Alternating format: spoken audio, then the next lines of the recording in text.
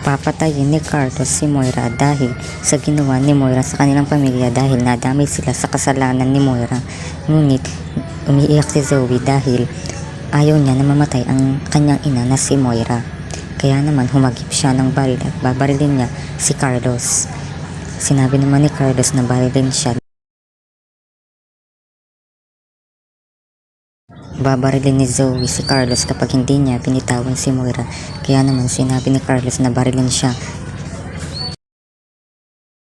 Hindi daw siya natatakot dahil galit naman daw talaga si Zoe sa kanya.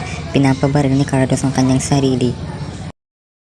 Galit na galit si Nushi kay Moira dahil gusto na niya na mahuli ito at papabayaran ang lahat ng kanyang mga kasalanan, ngunit hindi niya alam kung nasaan ito. Tinawagan niya si Gilbert upang malaman kung saan naroroon si Moira at sa wakas nalaman din niya ang lokasyon ng pinagtataguan ni Moira.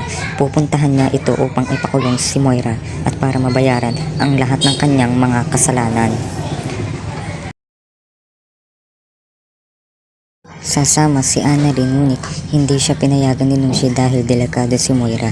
Siya na lamang ang pupunta at siya na lamang ang gaganti para sa kanila.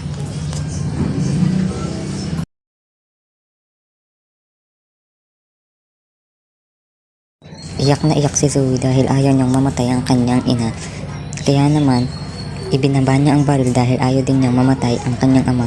Gusto niya na magkaroon siya ng maayos at buong pamilya. Kaya naman hindi na niya itinuloy ang pagtutok ng baril kay Moira at tinigilan na niya ito.